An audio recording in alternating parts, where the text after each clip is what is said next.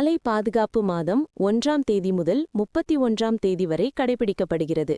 இதனை முன்னிட்டு மயிலாடுதுறையில் போக்குவரத்து மற்றும் சாலை பாதுகாப்புத்துறை சார்பில் சாலை பாதுகாப்பு தலைக்கவசம் குறித்த விழிப்புணர்வு பேரணி நடைபெற்றது. காவேரி நகரிலிருந்து துவங்கிய ஹெல்மெட் விழிப்புணர்வு பேரணியை மாவட்ட ஆட்சியர் எச்.எஸ். ஸ்ரீகாந்த், மாவட்ட காவல்துறை கண்காணிப்பாளர் ஸ்டாலின் ஆகியோர் கொடியசைத்து துவங்கி வைத்தனர். பேரணியில் தலைக்கவசம், உயிர்க்கவசம், உரிமம் வாங்க 8 போடு, உயிரை காக்க ஹெல்மெட் போடு, சாலையில் அலைபேசி ஆபத்தாகும் நீ யோசி, மதுவருந்தி வாகனம் ஓட்டாதே உள்ளிட்ட பல்வேறு விழிப்புணர்வு வாசகங்கள் அடங்கிய துண்டு பிரசுரங்களை வழங்கினர். இந்த விழிப்புணர்வு பேரணியில் 100க்கும் மேற்பட்ட பொதுமக்கள் ஹெல்மெட் அணிந்து சாலை பாதுகாப்பு அவசியம் குறித்து விழிப்புணர்வை ஏற்படுத்திச் சென்றனர்.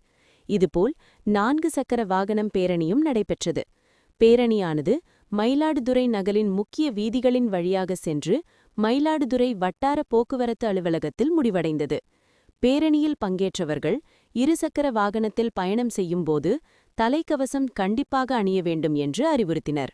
வட்டார போக்குவரத்து அலுவலர்கள், காவல்துறையினர் நிகழ்ச்சியில் பங்கேற்றனர்.